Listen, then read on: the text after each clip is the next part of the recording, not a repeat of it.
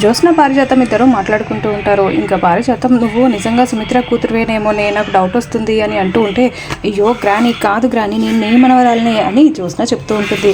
మరైతే రిపోర్ట్స్ ఎలా మ్యాచ్ అయ్యాయే అని అంటూ ఉంటే, ఇంకా అదే నాకు కూడా తెలియట్లేదు గ్రాని, కానీ నేను మాత్రం నీ మనవరాలనే అని జ్యోత్స్న చెప్తూ ఉంటుంది.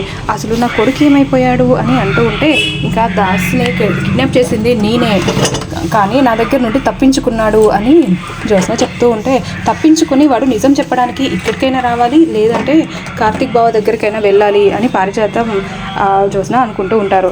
అంటే ఇక్కడికి రాలేదు కాబట్టి కార్తిక్ బావ దగ్గరికే వెళ్ళి ఉంటాడు గ్రాని అని, కార్తిక్కి మొత్తం నిజాలు తెలిసిపోయి ఉంటాయని జ్యోత్స్న పారిజాతం ఇద్దరు టెన్షన్ పడుతూ ఉంటారు. అయినా ఇంతవరకు కూడా కార్తిక్ గారు కూడా ఏమీ చెప్పట్లేదు కదే అని అంటూ ఉంటే, నాకు కూడా అదే అర్థం కావట్లేదు గ్రాని అని జ్యోత్స్న అంటూ ఉంటుంది.